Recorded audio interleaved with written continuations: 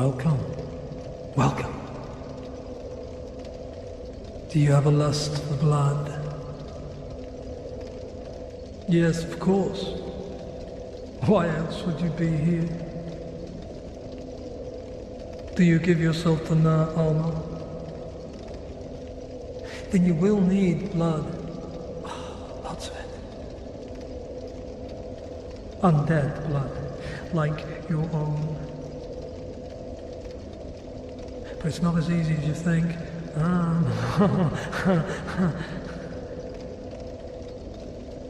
What did he say? Join the Brotherhood of Blood?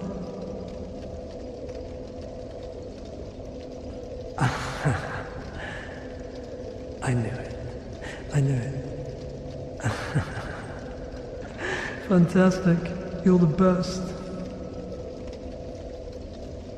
Now you are a servant of Na Alma.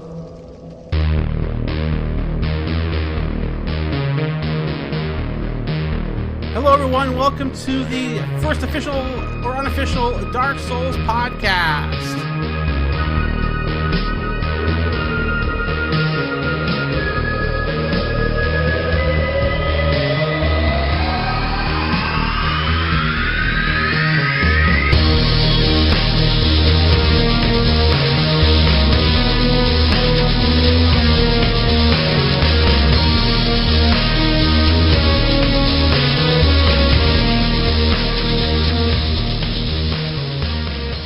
If you're first-time listeners, I'm going to explain a couple things.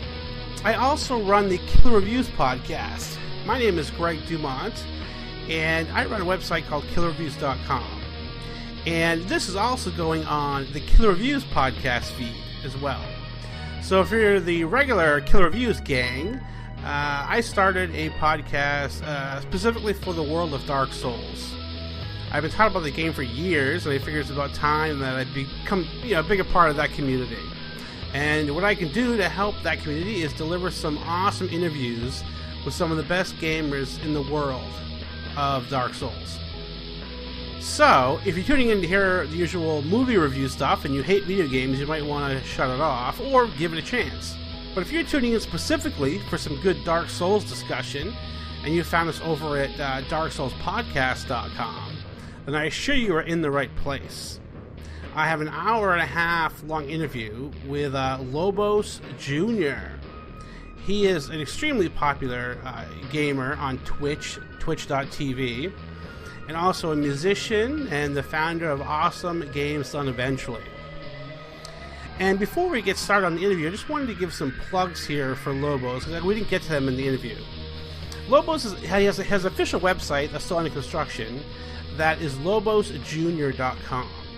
But there's not much up there yet, but he's working on it.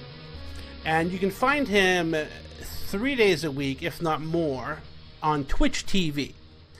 And if you're from Killer Reviews, Twitch TV it's an online streaming service where you can watch people play games, usually very, very, very well, and also chat along with other people, with other viewers. And Lobos has done well over 50 challenge runs. So he beats these games. You and I play these games, and we beat them with regular weapons and armor and in a considerable amount of time. What Lobos is exceptional at is beating these Dark Soul games. He can use a stick, and literally, like, his last run was a ladle, a soup ladle. And he beat the whole game with no armor using a soup ladle.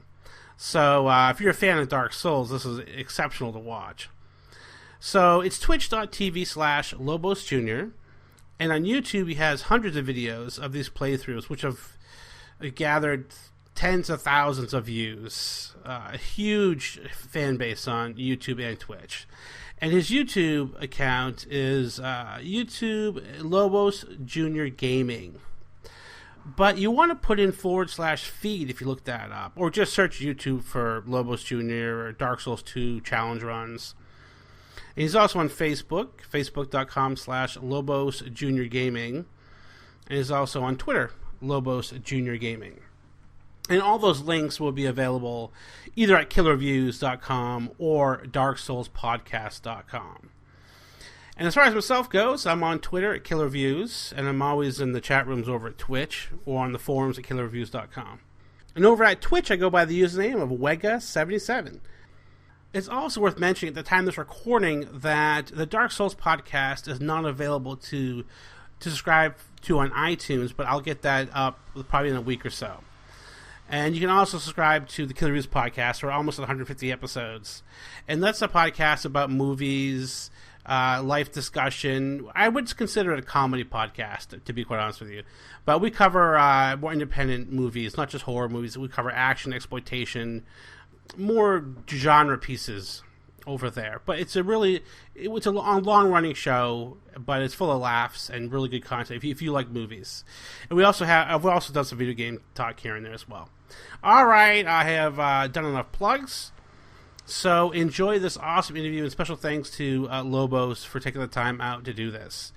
All right, enjoy the show. Thanks for listening.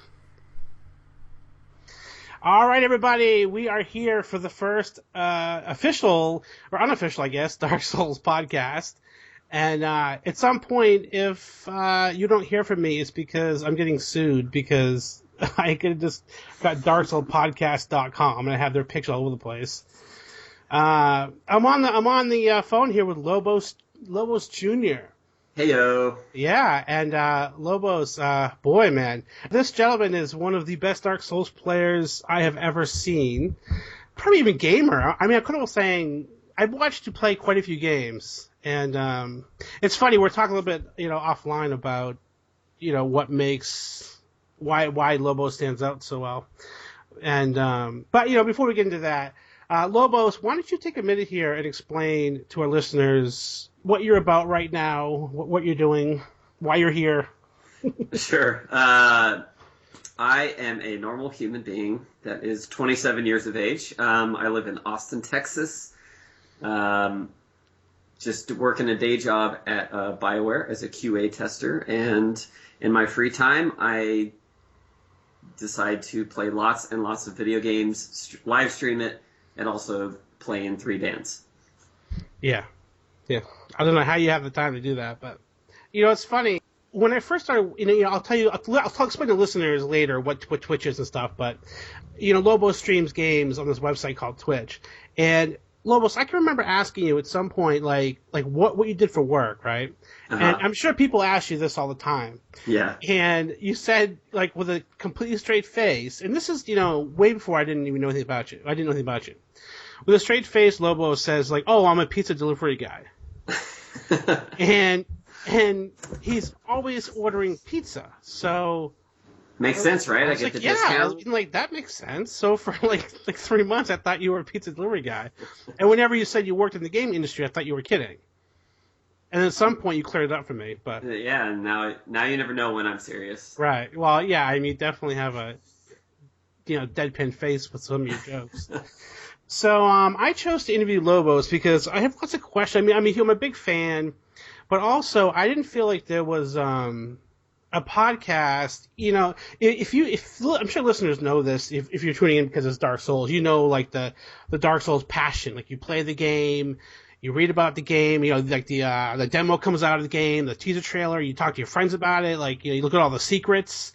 Yep. But there's not really some websites will cover Dark Souls within a podcast, right?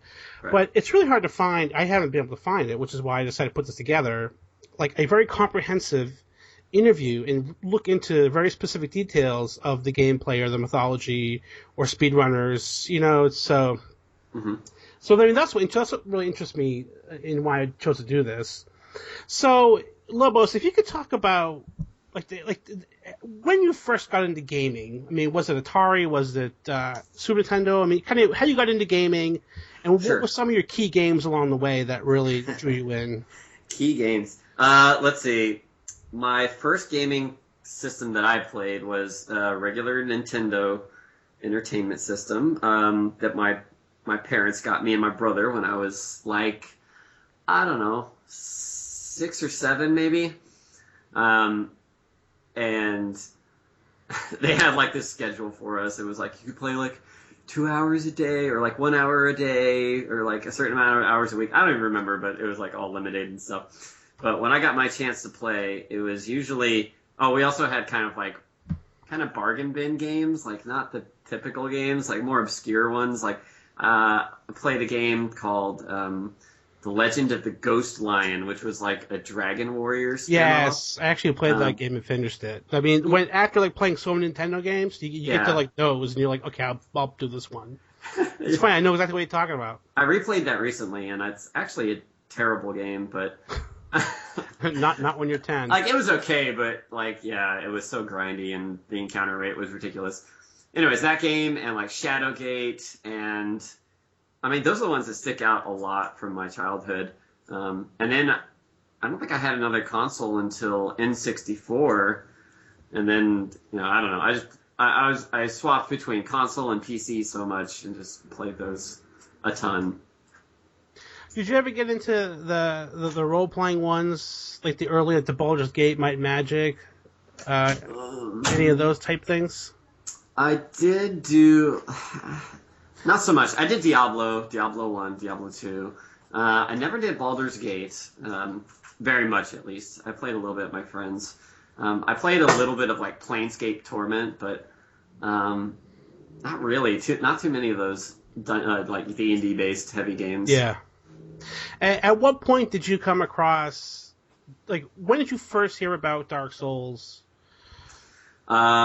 Actually, I guess it was about a year after Dark Souls had come out, and two of my coworkers were egging me on, like, oh, you gotta play Dark Souls, and I was like, okay. And I had touched Demon Souls before, and it was funny because back then I played it for like maybe 2 hours. I got to like the red-eyed knight that you're not supposed to fight at the very beginning of the game, fought him for like one of those hours, and I was like, man, screw this game, and I never played it again. and then my friends talked me into playing Dark Souls, and I'm like, okay, whatever. And I sat down, gave it every time I played, I went over and hung out with my buddy, and he was right there watching it, like, giggling with glee, and played the full. I think in my first playthrough was like 32 hours or something like that. Yeah. I liked it a lot. You realize like that's like half of what most people first playthrough. Like, I mean, well, it's a combination of A, I'm not really a completionist gamer. B, I was at my friend's house, so I didn't want to like take all this extra time to like go. I mean, it would have been fine, but that's just kind of because like it, like even like when I play, I'll sit there and say, okay, I'm gonna finish Dark Souls today. But then, sure enough, like I have to get every little stupid glowing thing on the ground. I have to beat every optional boss. Right. I had to like try to get every spell. It's like it's hard just to go through it like that. Yeah. So I first came across you, Lobos, like a year ago, when I think I was like searching YouTube for some kind of boss fight or something, and you pop up there, and I see this blindfold video where you and Clark were literally listeners. These guys, if you haven't seen it, one guy puts on. It wasn't a blindfold the first time though, was it? I don't think it was ever a blindfold. It was like a ski cap that I just put over my face or something. Yeah, and people were saying like he can see through it. It's like, why would you be able to see through it and still like take like an hour to get through a section? Like, who would do that?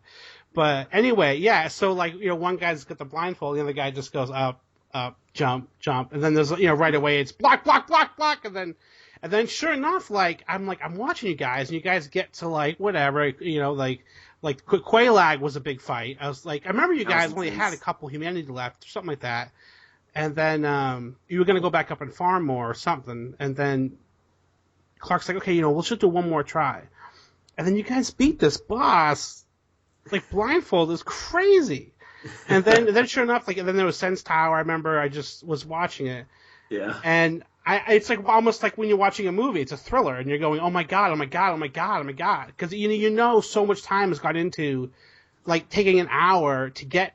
It's a huge deal to get to the hour blindfolded, and to lose like at the very last second, which happened a few times.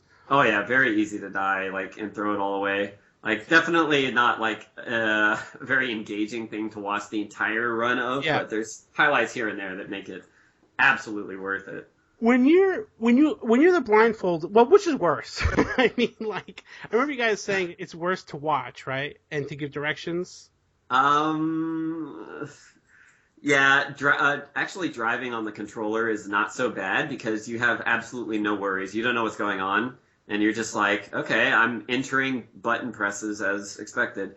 As we went like farther, I actually was able to, get used to fighting enemies, like hold shield, wait for like the controller to vibrate because I got hit, then like release shield and get timings on that. But mostly it's just kind of, okay, I'll press forward, go forward here. Yeah. If I fall, it's his fault, not mine. So it doesn't. I mean, where did it leave off? Right. I think you guys got out of Sen's Fortress. we got out of Sens, we got to Anor, and then we realized we had like absolutely no good weapon for Ornstein and Smo. Yeah. And so we backtracked and killed all the Black Knights, none of which. Oh, right. I remember. They didn't give you the drops. They didn't give us any drops. So we have like a Crystal Halberd +3, and that's actually where the run is sitting right now. We haven't revisited it, not because we think it's too hard or anything. We just, I don't know, we just haven't gone back to it. Yeah, I mean, well, it's going to take hours and hours and hours. It's just, I don't know, like. Yeah. I mean, you can do it. I mean, you got through half the game. But, okay, so let's move on to, that's why I explained that, yeah. So, I was watching the blindfold runs, and I had to have the next one, like, immediately, so then I started watching Lobos. I could not believe getting to watch you do one live. I was so excited. And then, talk about your Twitch channel, like, it really took off, right, when you started doing Dark Souls? Yeah, definitely. Now, you think it's just because? Well, talk a little bit about how people, how you started speedrunning. Yeah, I mean, initially when I joined on Justin TV, I was just, it was mostly just playing a game so that like one or two of my close friends could like check it out and like watch along with me and comment and be like, oh, because I did like my first playthrough of like Final Fantasy VII and things like that. So my friends were genuinely interested. So I did that for a while. It became Twitch, and somehow I ran into like speedruns. Actually, it was because I sat down one day and was like, I'm going to play all the way through Legend of Zelda: Link to the Past in one sitting. And it took me like 4 or 5 hours, and I was like, I could probably do that faster. There's probably other people who have done it faster. And then that led me into the world of speedrunning, and I started doing a bunch of various games that way, getting some more viewers that way, and then Dark Souls came along, and that became way more popular than speedrunning. Yeah. Granted, I started speedrunning on Dark Souls. That was like kind of the first thing before challenge runs, so... Yeah, there's something very interesting about. I mean, I've never. I don't really speedrun games, but like I know games like Shadowgate, Battle Commando. I know very well. Dark Souls. I know very well now. Yep. But like I can't speedrun them like you guys. But like it's very rewarding to like in a way like master a game. Like sit down and say, okay, well I'm gonna beat this game in an hour. Yeah. And I know, like, I remember, like, every couple of years I'll play Metroid for the NES. Uh-huh. And I'll go, okay, I'm gonna relook at the paths and where all the weapons are. After, like, I don't know, like 6 hours, I can get, beat the game in, like, an hour because you learn where everything is. And it's cool to have those games. It's almost like playing music, and you can, whip out, like, a song and, like, learn a song, learn the lyrics, learn the solos. Definitely. With games you can learn them. And I don't know if enough people actually care about learning them, but it's really rewarding when you do. It is. It's awesome to sit down and just play through a game in a few hours. Yeah, and it was it was never my intent to ever be like, oh, world record speedrunner. It was only ever for that purpose of it being like a kind of like a party trick where I could be like, check this out, I'm going to beat, Super Metroid in 50 minutes or something like that. And people be like, what? No way. That's like I spent like my whole like when at my age 7, like playing through that game or something like that. Yeah. And then you'd be like, boop, boop, boop, boop. They're like, well, there you did it. Yeah, it's awesome. So, I'm sure most of you know, but for those of you who don't, Lobos is extremely well known on Twitch and YouTube, and I'm sure other outlets at this point, for your challenge runs. And I mean, what's a challenge run, Lobos? Challenge run is... Amuse me. Amuse you, yes. Taking the base Dark Souls game and either restricting yourself or only, or removing healing, doing something to make the game much harder on a playthrough, but still playing through the game and relatively quickly, I suppose. Sure, yeah. The faster the better, honestly.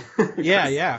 Just get the run over with. Yeah, so, I mean, I think I've been a member of Twitch about a year, and I watch a lot of the key guys, and most of them focus on speedrunning.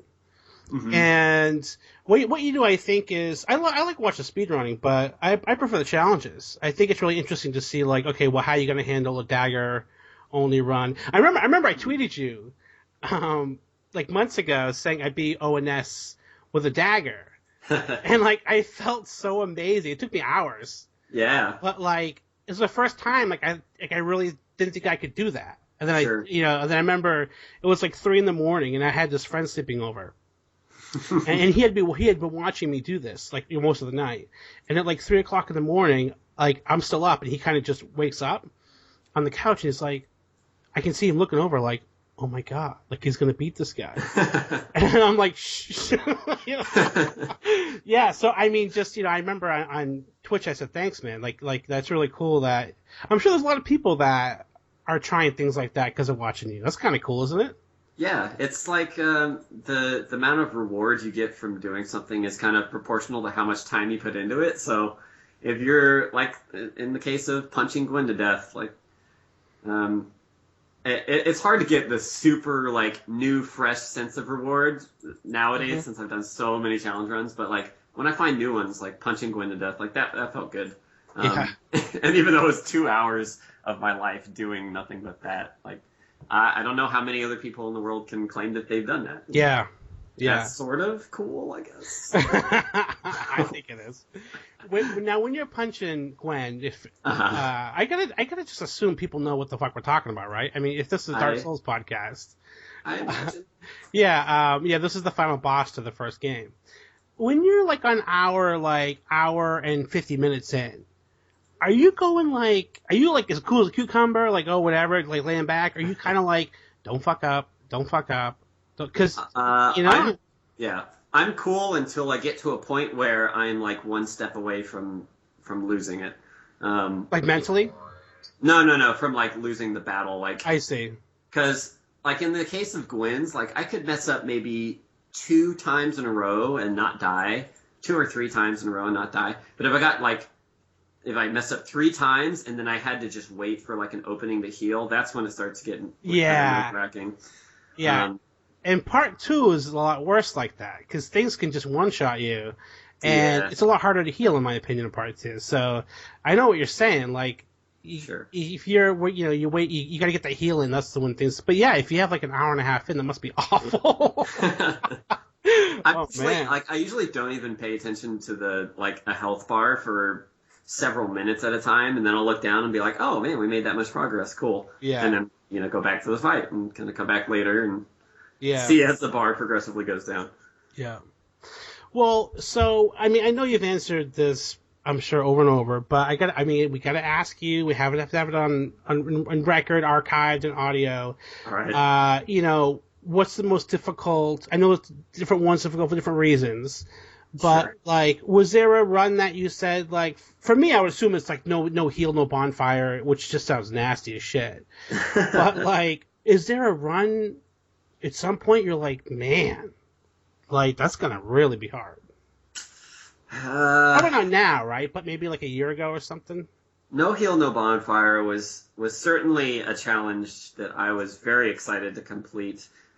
Especially, I did it, like, it was enough of a challenge that I wanted to do it again, but better. Oh, you did it a lot better the second time. I did. And yeah, like, just the whole idea of getting from Firelink Bonfire at Soul Level 1 all the way to Nito. Oh, that's right. That's basically Soul without Level 1. taking damage. Yeah, Soul Level 1. No bonfires, no heat, no leveling, no spells. God. Yeah.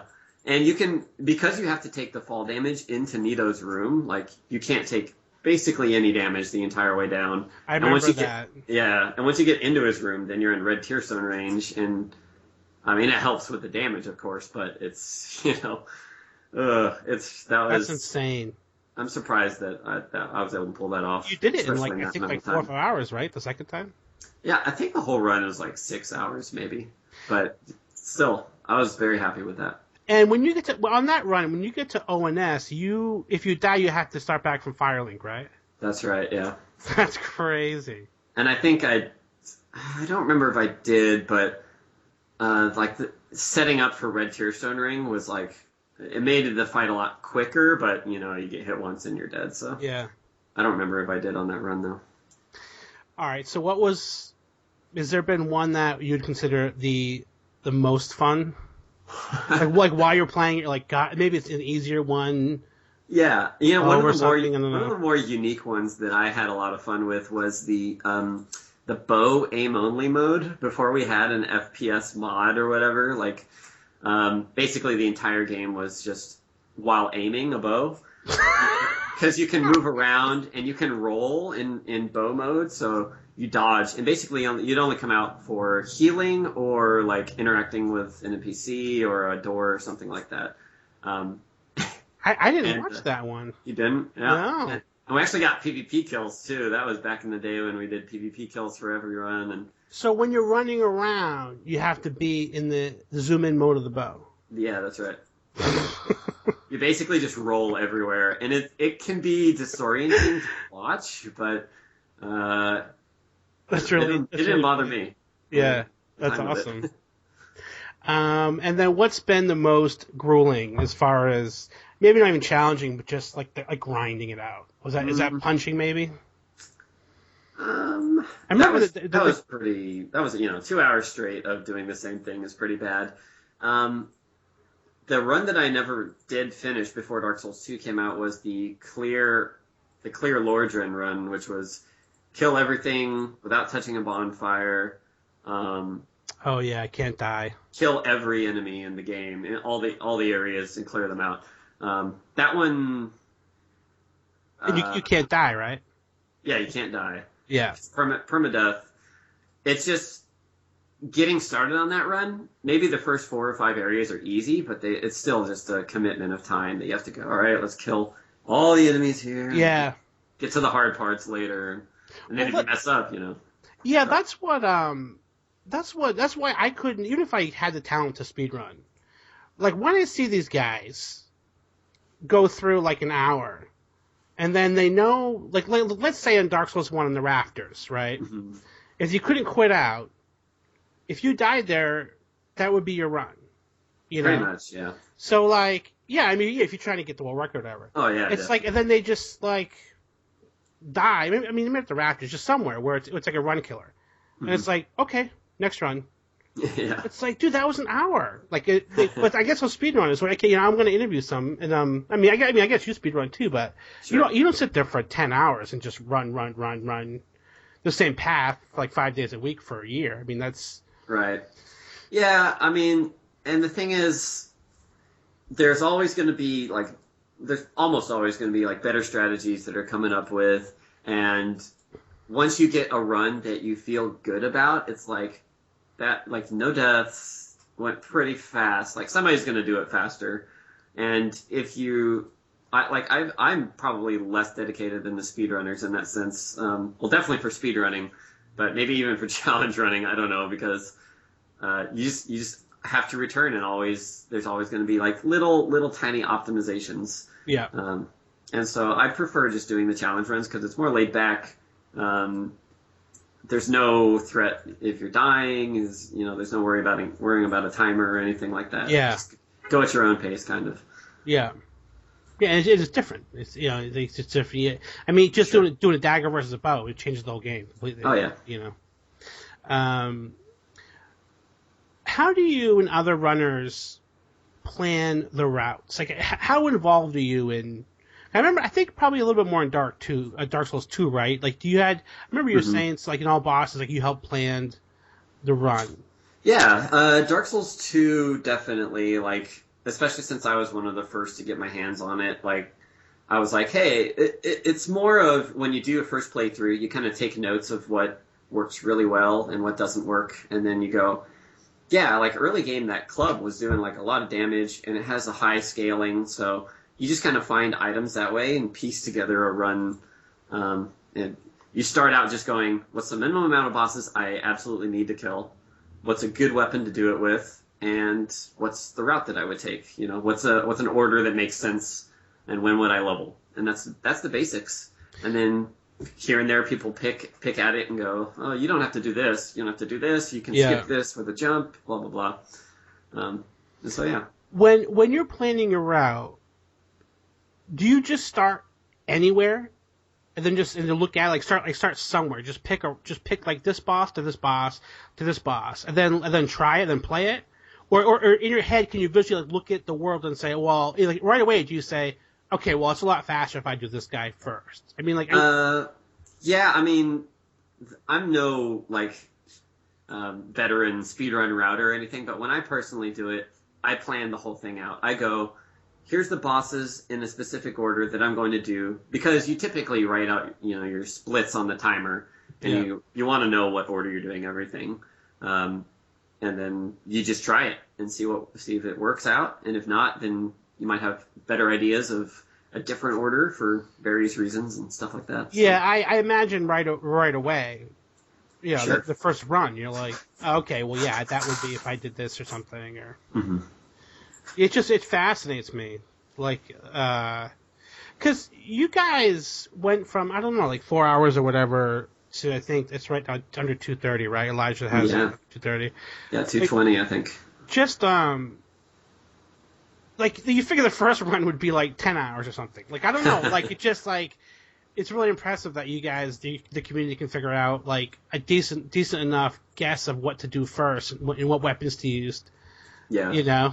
Luckily, people put out a lot of information on the game, as soon as it comes out. So our main router guy, Fiber34, he doesn't even have the game, but he spends the time looking online, looking at the best builds, what the best damage spells are and stuff. And we look at the ones that are super easy to obtain, not something you have to level up in a Covenant or something, and then just go, okay, cool, go for that.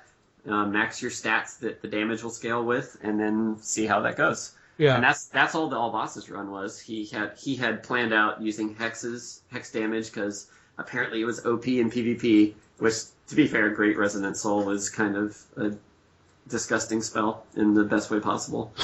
But the whole run was based around getting that magic and then using that the rest of the game. And it works out pretty well, and now it's sub 2.5 hours run on it. Yeah. I don't know how that can get much better, but I will say maybe like a skip or something, I guess. Yeah, it's interesting. Yeah, I mean, do you think?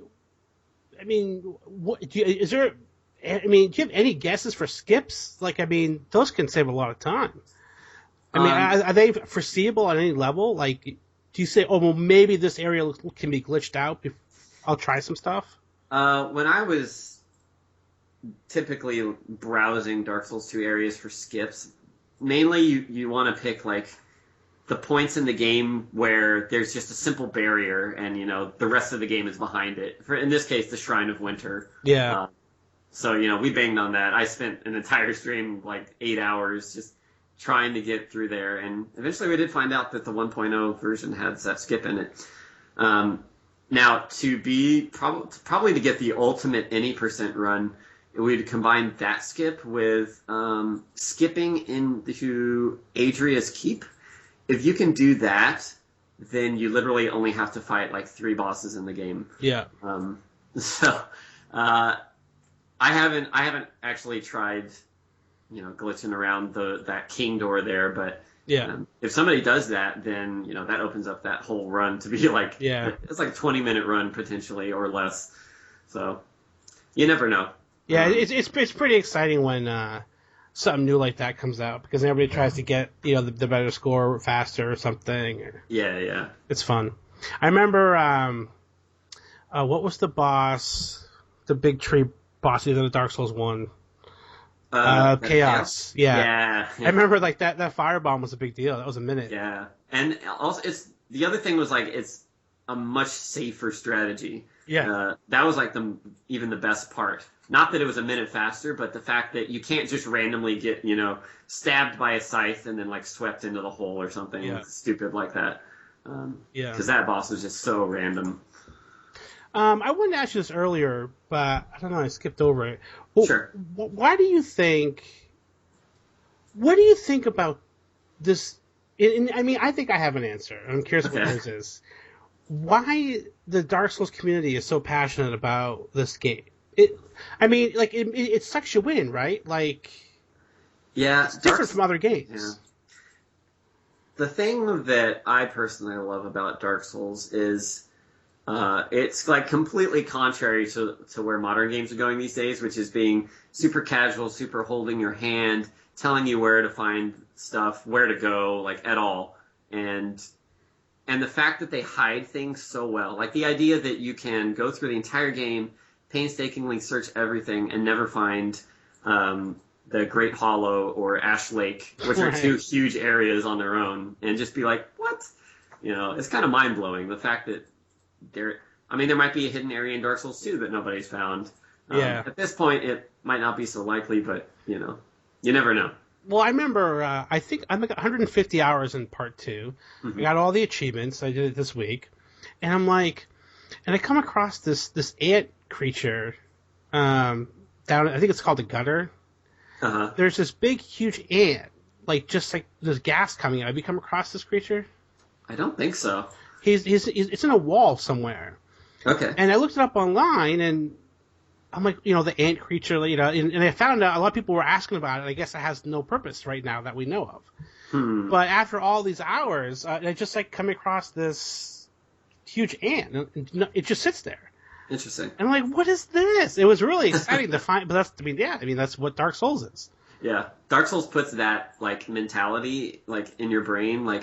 When I first started Dark Souls 2 and got to the now known as the sex change coffin, right. You know, you get in it, and then your character gets out, and if you're wearing armor, you don't notice. So I was like, oh, you totally need, a certain item, kind of like the Gravelord Servant coffin, that instead of just reappearing here, it'll take you to a whole new area or something like that. You know, silly me not realizing that I was then a female for the rest of the game, but whatever. That's the first thing I did when I played the game. I got out of the tutorial, and then I tried to get into the coffin for 2 hours and kept getting hammered by that thing. Yeah. For me, I mean, the game honestly really killed it and pretty much any other game. Just the difficulty. It's everything you talked about, but the freedom you have to just say, okay, I think I'm gonna go kill this boss now. I'm gonna go try to find the ring or something. Even now, you can beat the game in part 2 and not go on to the new NG Plus game. Sure. And you can sit there and be like, okay, I'm gonna go get the Forbidden Key and get all that shit, or I'm gonna try to, I'm gonna beat the additional giants or whatever. Just I'm gonna kill the king. There's all these optional quests that you can do, and I think the world the music and the artwork, and it's like I play other games, and it's like, it's not Dark Souls. Yeah, it's tough. I mean, they've set a standard that it's hard to match. And a lot of games these days, they have a whole tutorial section that's going to be like, here's how you play. Here's how you play your game. This is where you go. This is your indicator for where to go the entire game, and it's just very hand-holdy. Yeah. But Dark Souls is so appealing in that you absolutely have no direction. Everything, you dying is entirely in your control. Yeah. It's just, you need to execute properly. Yeah, it also gives you that reward because the controls are so tight. Yeah. You fucked up because you died because you fucked up. Yeah, exactly. That's great. I mean, when I grew up, you died because a bat came out of the fucking ceiling while you're in the middle of a jump, Yeah. Yep. It's great. What are your thoughts on Dark Souls 2? If you had to give some thoughts on it for a minute. I'm a big fan of Dark Souls 2. I enjoyed how much more difficult it was. I wouldn't say it's terribly more difficult than Dark Souls 1, but the fact that they don't allow you to just be invulnerable through a fog gate anymore, lowering the amount of invulnerability frames on your dodges. Yeah. Increasing the amount of time it takes to heal when you actually pop the heal, since the SS Flask it feels like it takes an hour sometimes. Yeah. You're waiting for that health, and then if an enemy comes and smacks you while you're healing, that's it. The whole idea, the changes to poise are interesting, but I think it was very very cheesable in Dark Souls 1. You could just slap on full Havels and just kind of wail away and never have to worry about it. But in this game, it's more like, how quickly you regain yourself after being staggered. So yeah, in the first game, you're right. You could, like, the second half of the game, like, you could just sit there with Havel's armor and whatever the best weapon you can get your hands on and just sit there. Yeah, Four Kings, Nito, just kind of sit there and wail away, heal every once in a while. That'd be better. Yeah, you can't fuck around like that in part 2. No. Well, I find I'm liking the game a lot more. At first, I was disappointed because it didn't have that cool puzzle aspect. On some level, it does, but part 1, literally, like, every door, you're like, oh, no shit. Okay, so this is here, and you get that really cool reminder of the area. But Dark Souls 2 is not as connected of a world as Dark Souls 1 was, which is a little unfortunate. The fact that you go through this huge area, and then all you do is just kind of teleport back to the beginning. It's almost like 3 or 4 very specific straight lines. Right, yeah. Maybe 6 or whatever. They did kind of, like, it's kind of a reverse of Dark Souls 1, in that Dark Souls 1, it was this open part, and then later on you got warping, so you just kind of warped everywhere at that point. But at that point you were kind of familiar with the world, and it still felt very connected. That's the only major drawback that I saw with Dark Souls 2 that they're missing there, but... other than that, I can't complain, and I would absolutely play a Dark Souls 3. Oh my god, I'd play Dark Souls 10. Of course.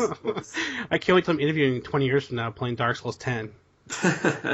No blindfold run, still sitting there. Right. All right, so here let's talk about your channel here. Your channel on YouTube. I mean, you're getting tens of thousands of hits on your videos. You have, I don't know, how many subscribers? How many is it followers do you have now? Twitch followers, I've got 31,000, and then YouTube subscribers, everybody's got their own name. YouTube's got somewhere around that also, like 35,000, I think. Yeah. Now, I get emails from like the Wolfpack newsletter type stuff. What are your plans for your everything? I mean, you're getting interviewed by Kotaku here. What do you have a plan? Like, I'm gonna get a website going. I'm gonna try to make this like a side job. I mean, maybe it is already. I don't know, but I mean, there's definitely a brand here, right? There certainly is. It's definitely a side job at this point. Committing at least around 20 hours a week to streaming, which I definitely do, is certainly side job worthy. It's a tough thing because I love the job that I have now, and it's not something that I'm just going to give up my day job and stream all day. At least for now, I think that way. Yeah. I don't want to become this big sellout thing. Like, I kind of want to keep doing what I do, and the channel will kind of grow naturally on its own, and that's fine. I'm making a website, but the main purpose of that is for just providing more interaction for viewers, with the whole idea of wolf coins and things like that. That it's just this grand scheme that down the line will eventually, it's going to take a lot of work, but it'll just be there for the viewers, and more of a thank you than let's become this big channel and brand thing. But it would be good, I thought about your website, like, because if you're a fan of what you do, you want to go to a hub, and it's like I've been asking Fieldy on her. It's easy to talk to her on her Twitch stream than it is on yours. And I'm like, I want to see his bands. Like, does he have a YouTube channel for his band? I want to see your bands. Yeah. It'd be cool if, like, you could just go to, like, your website, and it'd even be awesome if, like, on your website you could just have all your challenge runs, and just list them out. Then click, like, okay, Shield only, Dark Souls Part 1, and then just have all the videos right on your website embedded in order. Definitely. Just have everything organized, so I can see everything you want to know about you is right there. So I'm glad you're doing that. Yeah, it's absolutely a great idea, and centralizing all that info and, like, my bands and stuff like that would just be beneficial for everyone, basically. So I'm certainly not opposed to that. The thing about the Dark Souls 1 challenge runs things, unfortunately, a lot of them I don't actually have videos for. But with Dark Souls 2, of course, I'm making sure to provide links on the channel and everything for that. So, I was going to say, making a website section specifically for the challenge runs and listing them there would be also a great addition. Yeah. So. What do you mean you know videos of Dark Souls 1? Do you take them off, or you didn't put them on? No, just like a lot of the earlier runs, I just didn't archive. Oh, no kidding. It just wasn't really a big thing. Like, I was just kind of doing them for fun, people want to watch them, cool. It was actually by request that I even made a YouTube page. Yeah. And then I started throwing it up there, and then more people started watching them. And I think YouTube brought me a lot of followers on Twitch because they were just like, oh man, no heal, no bonfire or something like that. If you're a fan of the game, you want to see it. I remember the first time I saw a speedrun. Mm-hmm. And I'm like, I don't know if it was you, I don't know, it probably was you, like whatever, hour and a half in the part 1. Sure. And I'm watching probably you run through Sun's Fortress in 3 minutes with no armor. Right. And I'm like, what the fuck is going on? This took me 3 hours. Yeah. It blew my mind the first time. I mean, if you really dig into Dark Souls and grind it out, then you watch a speedrun right after. You can't even believe it. Yeah. So, I read a lot of gaming magazines. I kind of like to stay current with it. And I've noticed that Game Informer did an interview with some speedrunners a couple months ago. And I saw you were on Kotaku, right, I think? Mm-hmm. And it seems to be, awesome games done quick is getting pretty big these days. Absolutely. There's no doubt that this speedrunning thing is becoming kind of popular, right? Oh, sure. I think a combination of mostly the growth of YouTube and then the Twitch coming into play here. Twitch is really creating this whole market for watching people play video games and creating outlets for companies to demonstrate their new games are coming out or run tournaments or things like that. It's with League of Legends especially being such a huge thing on Twitch. It's amazing, huh? Yeah, it's crazy. It's nuts. I think this is definitely the beginning of a huge empire of media for video gaming and entertainment alike. Well, yeah, it works out great. I mean, if I made Dark Souls 2, or even what's that? The Reaper of Souls. Oh, Diablo 3. Diablo 3. That expansion, Faster Than Light expansion is getting thousands and thousands and thousands and thousands of people watching these things. Yeah. If I'm making the game or selling the game, you guys speedrunning that or playing it exceptionally well, it's there's not even a question. That's why when YouTube had that big thing where game companies want in on some of this action from subscribers. It's are you guys serious? You guys, you're getting all this free fucking publicity. It's crazy. Yeah. They want more. Yep, absolutely. It's kind of crazy, right? It is, and when you have larger streamers like Man vs. Game or something like that, they play your game. That's a huge amount of viewership right there. They could do nothing else, and that would probably get you, at least 1,000 interested people. They would just be but they would tell their friends and exactly, and word of mouth would spread. Yeah, I keep thinking I don't want it to come, but I can't see it how it won't. At some point, somebody's saying oh well, you can't take donations on Twitch anymore. Sure. It's because whenever there's a really good thing, somebody fucks it up who has a lot of money and who's in control. So I I really hope that doesn't come because I agree with you. I think this could be huge. In 5 years, this could be on a TV channel or something. Yeah, your Comcast or whatever. The game. This is what G4 should have been. That type of thing, right? yeah, and it's what Korea does with their StarCraft channels and stuff like that. Yeah, that's what that is right there. Yeah, it's really it's cool to I remember when I remember Elijah having 300 followers last summer or something. Or you were 2,000, and in a year maybe you'll have 100,000. It's just crazy. Yeah. So are there any games coming out I mean, what's your plan for Dark Souls 2? Like, are you going to play this like till part 3, or are there other games on the horizon? I'm always interested in new games coming out. I plan on playing Dark Souls 2 as much as I did Dark Souls 1. You know, as long as the runs stay interesting and we can keep it going there. Then we've got the whole world of PvP, which I just kind of barely touched in Dark Souls 1. Yeah, are you going to do that in this game? Yeah, absolutely. Was doing some PvP in our whip only run last night. That was pretty exciting. So that gets a good draw. The PvP. Yeah, that definitely even does just too. Exclusively PvP, it gets a good draw.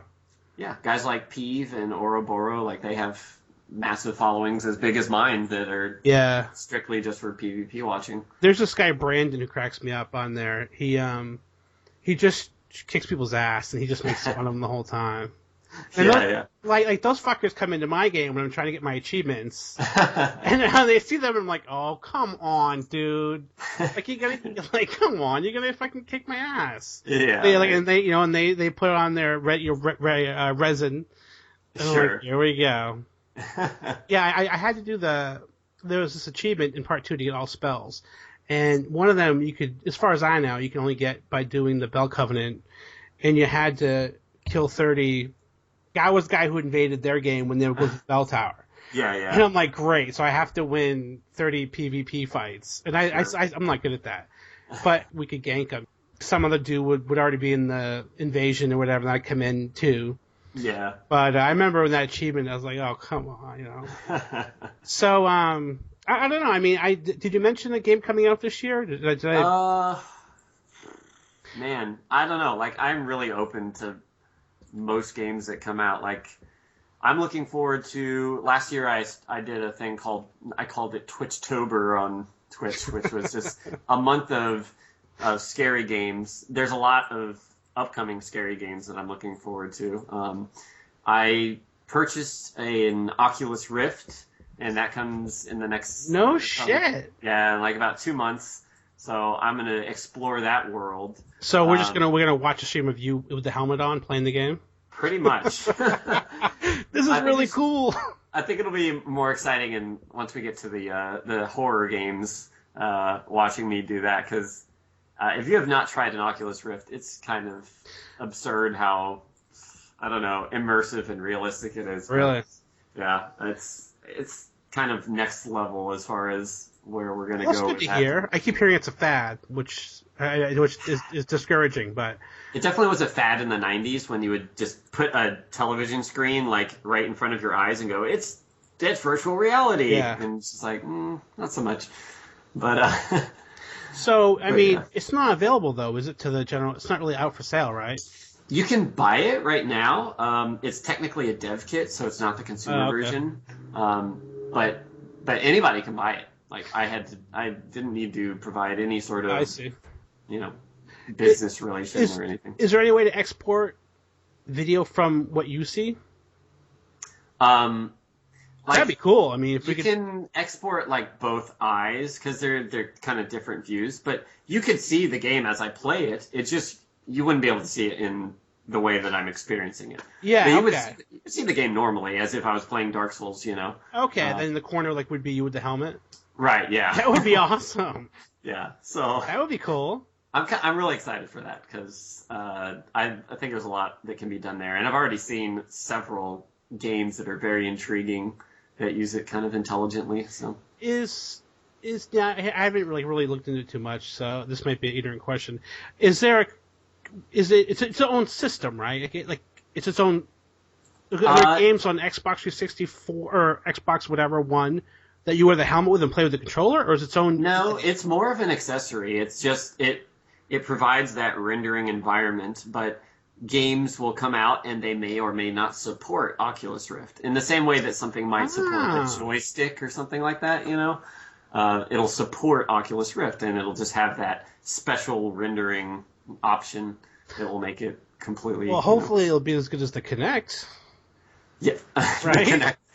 I think it's gonna be a lot better than the Kinect. So a game would come out for like the PC. And then Right. it could say like, oh well, you can also use it with you can also use the Oculus Rift playing with this game, like it's an accessory. Definitely. And then you Like would just use the controller or whatever. Right, yeah. I gotcha. And I would not doubt if like companies started picking it up, like maybe the next single player Elder Scrolls game will just boom, tack on Oculus Rift support, because that would be a huge thing, like especially for an Oculus Rift owner, just be like, oh yeah, I'm absolutely getting that game to make this product worth having. So Do you have any? This is a surprise talking about this. Do you have any clue as far as how much work that is to add on that feature to an existing game that's already kind of being made? I haven't. I don't know, but part of the reason that I was getting one anyways was that you can very quickly build an environment and then hook it up and walk around in that environment. And I'm looking forward to doing that. I don't think it's very hard to jump into it. Tacking on to a like fully fledged AAA game, I don't, might be a bit more work, but Right. I'd imagine you'd have a lot of issues with the rendering, but I don't know. Who knows? Yeah. Very new, very new. Cool. When do you think have any idea when you might be streaming that? Is it this summer? It will be. It's slated to arrive in my possession in about 2 months, in the middle of June, I think. So, or maybe end of June. So once I have it, I'll absolutely be streaming it on my off nights when I'm not doing Dark Souls 2, and maybe when I am playing Dark Souls 2 if they create an Oculus Rift. Oh my god! Paying for that. No, imagine that, huh? Yeah. Do you know what you'll be playing? I mean, are there any games? I haven't looked into it too much. I've definitely seen like simulations and stuff like that, and people have been throwing games my way. Like somebody mentioned to me a game called The Forest, which is the backstory is you've crashed in on an airplane, you're isolated on this island, and you kind of Minecraft, like cut down trees, do this kind of thing, and the longer you play, like you'll get attacked by like these. It's like a horror immersion game. So Oh my god! that's one. There's one that's actually really nicely done. I think that the game is actually you're sitting on the couch in the game with a controller in your hand, and you can look down at your controller, and you're playing a game on your TV in the game. And then stuff happens like outside your house, like Oh my god! This is so creepy shit. It's super immersive. It's like you actually are sitting there playing the game, and then outside your window, somebody runs by, or like your window shadows. You got to deal with stuff that way. So. Boy, that could be really scary. Like if you're by yourself and like in the dark Yeah. playing this game, Yeah, absolutely. and like on mushrooms. Take Wow, that sounds one pretty step cool. further. Why not? Yeah. All right, well, another cool thing that I came across too is this awesome games done eventually. Mm-hmm. Now, this looks like the coolest party ever. I mean, like I'm sitting here like how do you find? Okay, well, what is it? What is it? Okay. So Awesome Games Done Quick is it's been a long running annual charity fundraiser where a lot of the best speedrunners in the world gather to run their game and discuss what's going on, like while they're playing their game, and just kind of show everybody how to be the best at all of these games and impress everybody, and raise money for charity. That's the goal. It's such a cool idea, by the way. It's an extremely cool idea. It lasts like 5 days, and then there's bonus days too. It's crazy. It's wonderful. Yeah.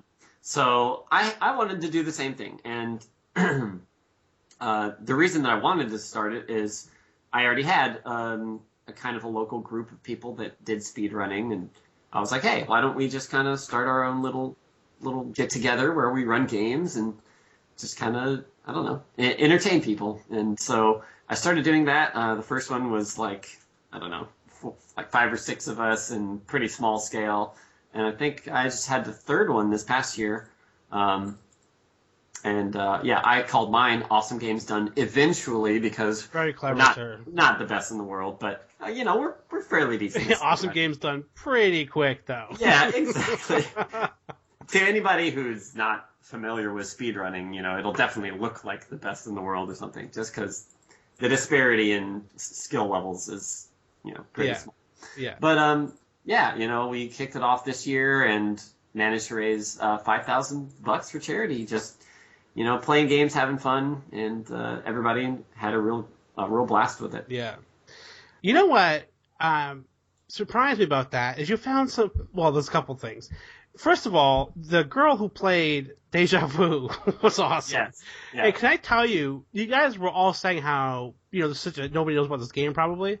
I played the shit out of that game, and I was so amused by somebody else actually liking that game enough to speedrun it because I love that game. I know, right? But what impressed me the most, besides your speedrun, you found somebody to speedrun Ghosts and Goblins. Dude, yeah, that's insane. I mean, I know they're out Souls, there because right? I've watched the videos, but to find somebody locally to speedrun that is crazy. Yep. A good buddy of mine who happened. Well, he's also a musician friend of mine. I'm in a band with him. I'm also in a band with the girl who played Deja Vu, or I was in a different band with her. But yeah, I mean, the great thing about AGDE is, as it draws near, I kind of go, okay, who's interested in doing this, and what game would you like to run?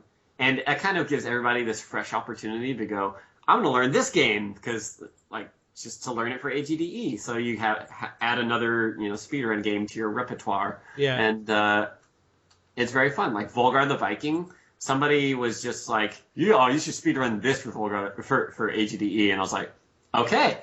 It's a hard game. I'll just learn how to play that super, super fast in a few Right, minutes. yeah. So I spent about 2 months, and I got decent enough, and I had a run that I was happy with, so... there it is. What's cool about your thing is as long as you beat it with pretty fast, that's all you need. I mean, exactly, yeah. Which I remember one of the girls there was. She's seen her in quite a few of your videos too. Like she was playing Super Metroid and really stressed about if she fucked up something or whatever. But she still beat the game in like an hour. I mean, Sure. come on. Yeah.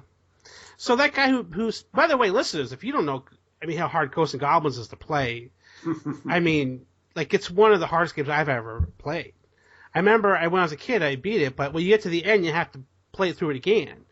Yeah. And, you want to cry. Like, you don't know that. Like, when you're 10, you're playing the game, or 12, whatever, 15, playing the game, and you get to the end, and it's like, haha, fuck you.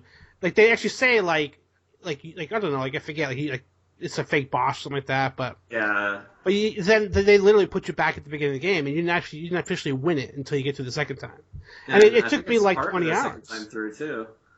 Yeah, I remember my mom saying you have to go to bed. I'm like, no, you don't get it.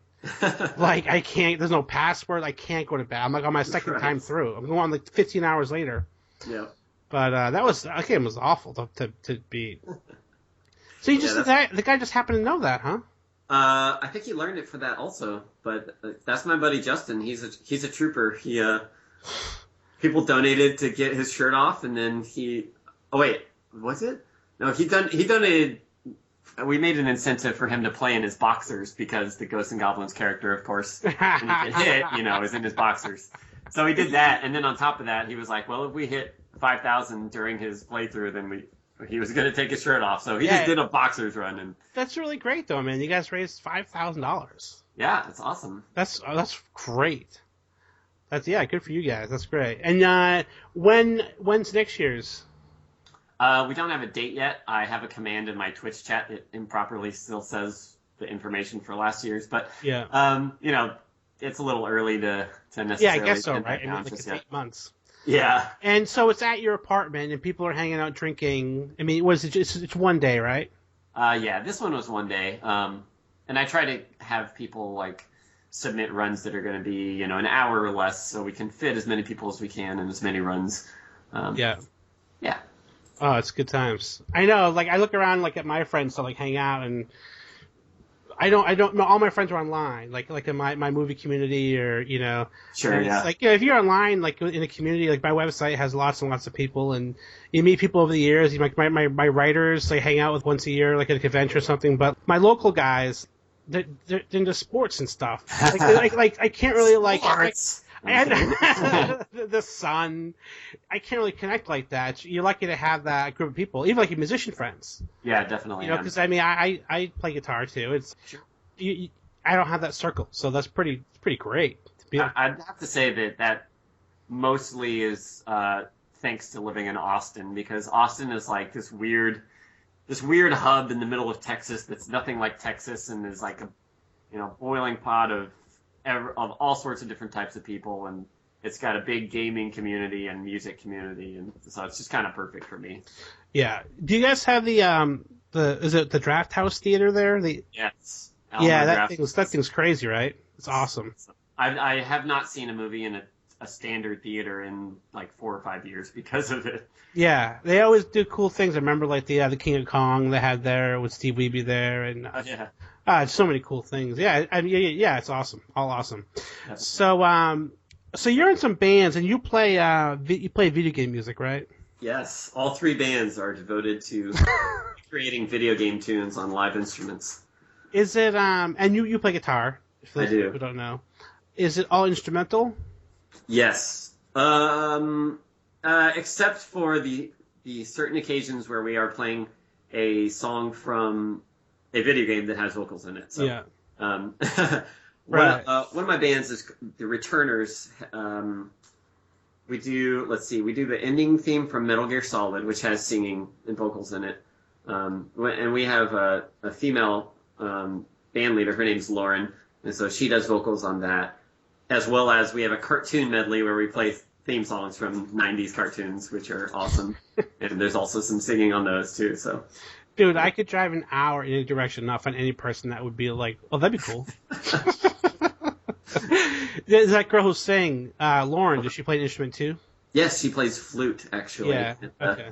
Yeah, she was in the first mega video game band that was formed in Austin was called Descendants of Erdrick. And that's a Dragon Warrior reference. Oh no! Yes, I remember that. Yeah. Oh my god. And it was 5 of us, and we powered on strong for about 3 years, and then kind of decided to part our own ways and made our own little separate bands from that. 3 of which I'm in. So that's why I'm in 3 bands now. They all kind of went their own separate directions, and I decided to be a part of 3 of those directions. So I'm gonna ask this before I forget it in like 2 seconds. So I gotta know this. How much do you sleep on average? You say 4 hours during the week. If I end a run at 2 a.m. my time, that's about 7 hours of sleep. So pretty good. So you go to bed pretty much after the run. Yeah, usually like lately I've been. Because it seems to be pretty wound up after that. I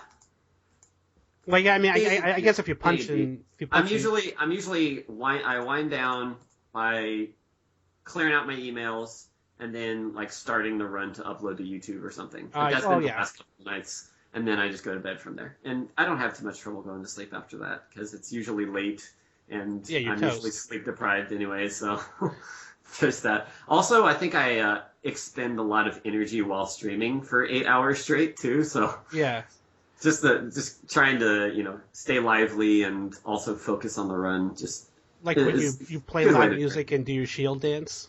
Yes, and headbang viciously. So you stream, okay? And then you have your 3 bands, then your friends, your family, your relationship.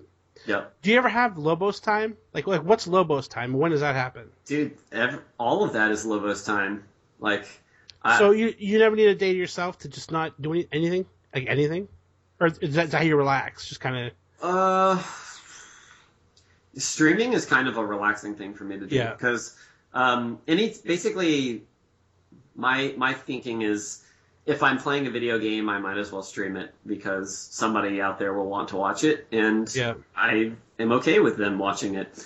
So I guess that's true, actually. See, I have 2 young kids, so just to not have any noise for me is phenomenal. But I guess if you I guess streaming would be a really nice. I mean, I stream here and there, not much lately, but it is relaxing. Podcasting is very relaxing to me too. Actually, believe it or not.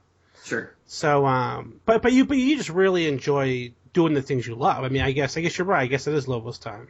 Yeah. It's interesting. I mean, yeah. I schedule out those times during the week, and when it comes, I'm excited. I'm happy for it. Happy to do it, and Yeah. If like you said before, if they ban donations on Twitch or they remove the partnership program, like I don't care. Like that's what I do for fun anyway. Yeah. So One of the things I really enjoy about interacting with some kind of online community, it is very rewarding to like make friends and have people appreciate your content. I don't know, it feels like you did something interesting or cool, like worth something. Yeah, definitely. I mean, even if it's playing video games or me talking about horror movies, like somebody really connects with it. That's definitely. And I'm sure you get that a shitload. Hey, about your bands though, where do you play? Like, is there a big audience in your area for people for video game music? We've got our community down here in Austin. We do play about once a month or so. We play anywhere from bars to we played at South by Southwest Gaming Convention like recently. We go to a big music and gaming festival called MagFest in where is it in? It's near DC. It's pretty far up there, but we go to until recently called Nerdapalooza in Florida, and like we go to all sorts of like huge nerd gatherings. Basically. You're involved with, so you must be pretty well known then. Like conventions hire you to play. Yeah, they do. Yeah. Oh, good for you guys. And we've got the material when we're submitting to a convention. We have our little pamphlet of there you go, press packet, and here's what we do. So they're like, okay, cool, yeah. If you're at a bar playing, aren't some people like, what the fuck is this? Because I mean, like, it's cool music, but I mean, for me, I picture like Journey or something at a bar. Or... Sure. The thing that's awesome about video game music is a lot of it, especially the stuff that we pick, is awesome on its own. So people might not be like, they might not recognize the music, but especially the way that we arrange it, like we try and make the music just sound genuinely awesome because it is. Yeah. For example, the music that I was shield dancing on stream to, Mighty Morphin Power Rangers, the movie, the game. Like, if you told somebody you were going to play music from that, they'd be like, what are you doing? But then you hear the music and it's like, holy crap, that's awesome. Yeah, it is. It is a very good genre. Yeah, video game music. Video game music is pretty much every genre because you can pick and choose games and go, there's bluegrass, there's hip hop, there's funk, there's whatever you want. The Faster Than Light soundtrack's probably my favorite one. It's great. The past year or so. Hey, just be wrapping up here. I got some questions from Twitter. Sure. I sent it out on my Twitter, and I think it's probably copied on yours, just looking for questions. Yeah. And there's some crazy girl wanting to know if you have a girlfriend or not. Why, yes, I do. Her name is Fieldy Field, and she also streams, and she's not my sister. Hi. And she's in the room with me. You get asked that all the time, don't you? I do. I get asked who that is. Yeah. It's pretty awesome to watch you two. You can watch one of you guys stream, and usually, I guess maybe Fieldy, because you can watch, then you're right there. One stream was really cool, because you could watch you play, but like, you're all of you. You guys would talk back and forth. Yeah. It's just cool to see you guys interact and game together. Like, is there like a battlefield of like computers and microphones and green screens now? It must be, right? You must have like... We have one green screen. It's directly behind me, but if it's angled right, then her camera also can hit the green screen. So, I don't know. But we do have a lot of electronics to make things happen. Yeah, I bet. I mean, I do, and I just have a computer and speakers, but it seems like I have 100 wires. Yeah. Also, Kane Usanagi, I think I said that right. What does he recommend to learn how to recognize patterns as quickly as you do? And you do that. I mean, there's obviously a knack for that. Sure. Definitely, like the main way that I picked it up for Dark Souls 2 was just having the experience from Dark Souls 1. But when I didn't have that experience, like beforehand, I would basically do a fight that I was not, comfortable with without ever attacking, without doing damage. And all I would do is just survive for as long as I can. And then doing that, you start to understand, when the boss can chain another attack, like when is he kind of vulnerable to a quick poke or a big stab, depending, when it's safe to heal, stuff like that. And then just by learning, getting comfortable with all of those actions combined, like, it allows you to master the fights, like, really well. Yeah, there's definitely one of the things I learned from your gameplay is the dodge roll.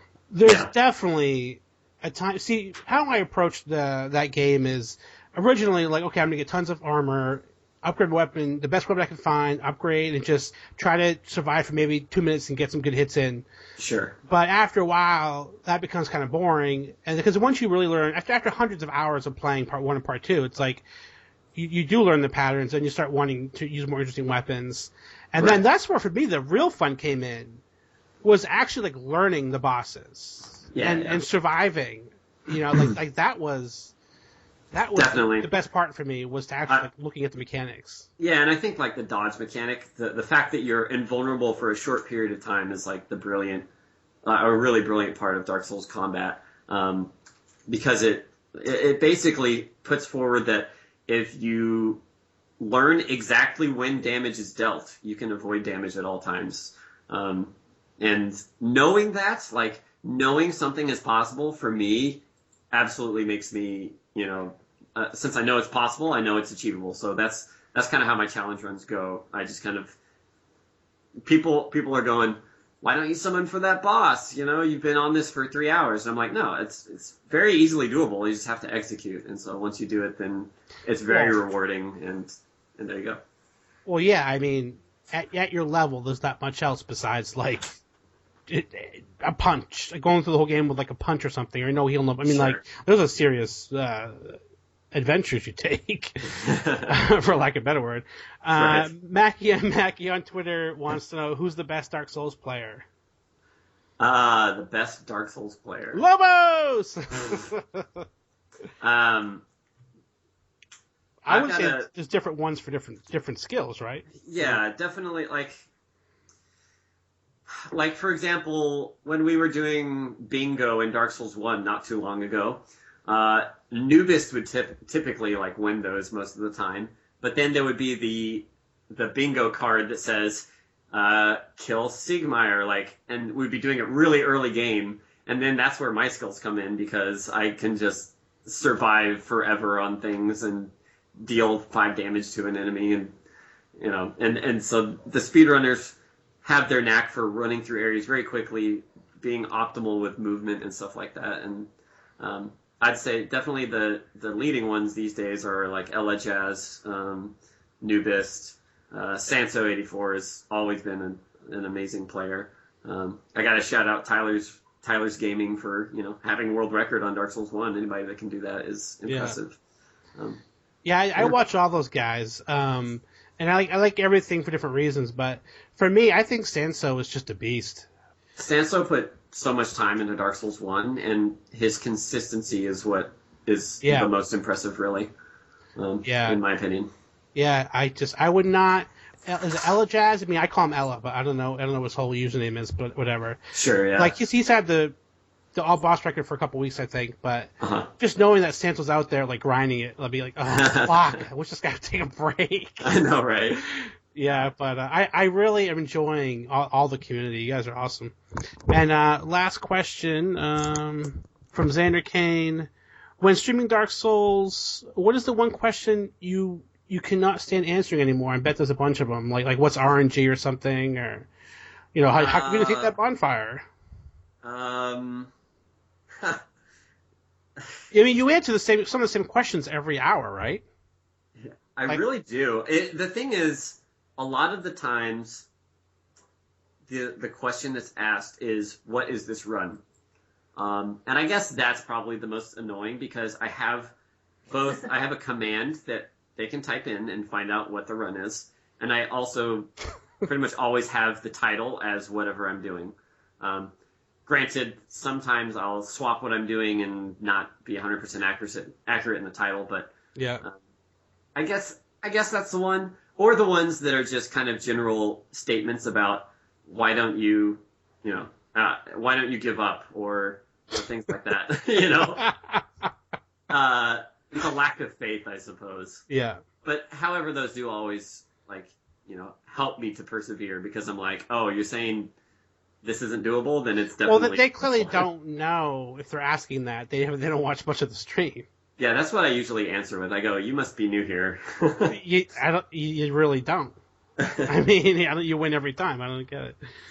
It's funny though. I'll watch some of the 20-minute, boss fights. And I'll watch the first 3 minutes, skip to the last 20 seconds to see your face. Right, exactly. It's tough watching unless you're watching it live, I guess. But no, yeah, I mean, things like the 2-hour punching Gwen and the crotch kill, I've got to upload the whole thing because I did it, but I don't expect people to watch the whole thing. So. Yeah. Well, I think it's interesting. I think the speed runs, the challenge runs, though. I do watch them like they're TV. I mean, I'm like, oh, cool, a 4-hour run. Yeah. It's the run in the entire run in itself has its its ups and downs, and then it's key moments where here's going to be a tough, challenging boss, so let's go at it, and it might take several attempts, but then finally you get it. But yeah. Well, those are all the questions. I'm psyched that I really learned a lot, and because you watch a stream, but we learned a little bit about what got you into gaming, and sure, yeah, and some of you got into detail about the challenge runs, and I'm excited to hear about your band. So where can people? I mean, what's this website? How far out is the website? It's nowhere near up, is it? Well, the website is up right now, LobosJr.com, but oh, no kidding. The only purpose it serves right now is to display wolf coins. And the reason it doesn't do more is pretty much all on me for not going and making the rest of the website, but it's just not a top priority for me. I'd rather be doing more Dark Souls runs and coming up with more stuff. Maybe when the Dark Souls 2 runs die down a bit. But with PC coming out, that might not be for a while. So. Is this on WordPress? It is WordPress, yeah. Yeah. Well, if you need help with it, let me know. I mean, I wouldn't charge you. And I sit here on the computer all day and do computer work, so I have no problem helping you out if you need it. Well, that's awesome. Yeah, I mean, I do a lot of movie websites, and I do all kinds of stuff, so it'd be a fun project. Well, hey, thanks a lot. Is Fieldy there? Can she hear me? She can't hear you, but she is here. Well, tell her I said hi. Tell him I say he has adorable kids. Oh, yeah, did you see the ladle picture? She watches. I have it on TV, and she runs around the ladle. Ladle picture? Oh yeah, I sent it on Twitter. My daughter, while you were doing your ladle, I was watching ladle videos, and she went and grabbed a ladle out of the kitchen and was working around with it. A young challenge runner at heart. Yeah. All right, well, I know you're gonna run. Are you streaming tonight? I might stream later tonight. I've got some friends coming over tonight, but yeah, cool, I would like to. Yeah, that was a good time, and I'll send you when it's up and everything. Sure. All right, hey, thanks a lot, man. No problem. Take care. Sure.